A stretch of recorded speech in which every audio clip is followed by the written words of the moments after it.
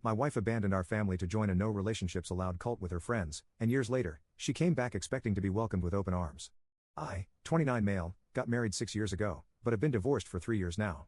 I have 2 sons with my ex-wife, Ashley, 30 female, aged 4 and 5.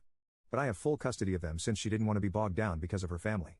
She and I were happily married for 3 years, had 2 beautiful kids, and were even planning on buying our own house so we could move out from the apartment we lived in when she suddenly hit me with I want to be single and explore the world right now. We'd been together since high school, so we were all we knew. She was my first everything, and I was hers, so I always assumed that for us, it was a together forever kind of thing. She was fine with not having been with enough people other than me, but after 3 years of being married, she told me that she wasn't happy and wanted us both to be free of this burden, talking about our marriage and our family, so we could live our lives to the fullest. It was all weird, freethinker talk like my mom would refer to it, and I didn't understand any of it because I thought she loved me. And she insisted that she did love me, but she also loved herself, apparently, and wanted to give herself a fair chance to explore the world. I even suggested opening up our marriage temporarily, no matter how much it hurt me, just so I could make sure that she stayed married to me and didn't actually leave. But she wasn't into that idea and was hellbent on getting divorced so that both of us could do this the right way. I was heartbroken after that discussion because it had literally come from nowhere. When I started crying in front of her, she told me that it'll all be fine and to have faith in our love because if we were meant to be, then she'd find her way back. It was ridiculous and unfair, but that's how our marriage ended. One fine day, she just decided to pack her bags and leave so she could explore the world and be on her own for a while. Leaving me and her 2 kids behind without giving a damn about what would happen to us. I'd even asked her what she thought was going to happen to the kids, and she suggested that I leave them with someone I trust, and then I should go explore the world, travel, meet new people, and live a generally adventurous life as well so I could grow. I was stunned because as far as I'm concerned, if we bring kids into this world, then it's our responsibility to make sure we raise them well, protect them, and meet all their needs. As a parent, you literally cannot and should not go running off to travel the world, leaving your kids behind, and that's what convinced me that she was completely off her rocker at the time. So I didn't fight the divorce anymore and didn't contest it. The settlement was easy since she didn't want anything and was ready to give it all up. Her parents were loaded, so the alimony and child support weren't a big issue either. She got visitation rights, but she rarely ever visited, and even when she would, she'd make me drop the kids off at her parents' place and then wait in another room so she could meet them without being reminded of the past. But even those visits stopped after the first couple of months. I found out the real reason behind the change in her behavior a lot later from a friend of mine, Ryan, who happened to have a couple of friends in common with Ashley. Ryan's cousin happened to be part of the friend circle that Ashley had been influenced by, and he's the one who told me about them about 2 months after the divorce. I don't blame him for not telling me earlier because he and his cousin weren't exactly close, so he hadn't found out about the truth until after the divorce was done with. Besides, even if I did know the truth, it wouldn't have changed anything about the divorce anyway. Ryan's cousin, according to what he told me, led a very promiscuous, wild, and adventurous lifestyle. Not just him, but his entire friend group of about 6 or 7 women believed that we shouldn't be tied down by relationships and had made a pact to remain single.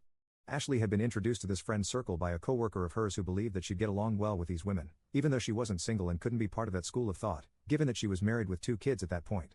But Ryan's cousin had bragged to him and a couple of other family members that they'd managed to convert a woman into believing that she didn't need to stay with her husband and kids, that she apparently needed to shed this dead weight so she could move on and do better in life. And that's what she'd done by divorcing her husband and giving up custody of her kids so she could finally fully commit to their ideology.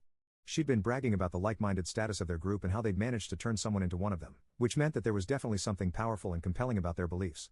So Ryan, out of curiosity, had asked his cousin what this woman looked like because he wanted to know what kind of person would just abandon her family because of what her new friend said, especially a married woman with 2 kids. Then, when his cousin pointed to Ashley in a group photo they'd taken, he put 2 and 2 together and texted me about it literally as soon as he was out of the event. This had all taken place at a family gathering of his, and once that was done with, he immediately asked me if I was willing to meet him. Thankfully, I'd said yes, so he'd rushed over to my apartment and spilled the beans on what had happened with Ashley. To say that I'd been furious would be an understatement when I learned what the real reason behind my wife's decision to leave had been. She'd done this to fit into some stupid group and to be seen as a person who was brave and adventurous and stuff. She'd left her husband and kids behind for something like that. When I got to know the real reason behind her ridiculous behavior, I honestly felt like I would have been happier if she'd just slept with another man. At least it would have been a more respectable reason to end her marriage and abandon her children, but this just didn't cut it. I wanted to call her and curse her out but didn't because after learning the real reason for her departure, I was convinced that she was just crazy. There were no 2 ways about it, and there was also no point in hoping that maybe saying or doing something would make her change her mind. It wouldn't, and I knew that now.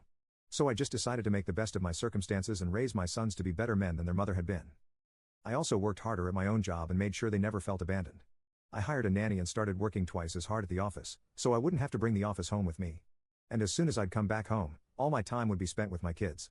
My parents helped out a lot, and occasionally even my ex-in-laws tried to help, but kept it to a minimum, probably out of shame for what their daughter had done.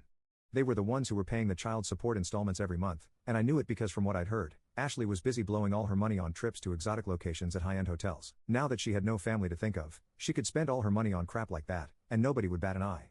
I raised my kids to the best of my abilities, and now I have two sweet, obedient, and adorable little girls who love me and each other. We're all the family we need, and I've pretty much pushed my marriage out of my mind altogether because that was just annoying to think of. I've also paid my dues at work, so now I'm in a great position and earn double the amount I used to earlier. I've been doing great for the last 2 years, and I didn't think I had anything to worry about anymore. Until last week, when Ashley finally showed up after almost 3 years of being completely AWOL. My kids and I were at home since it was a Sunday.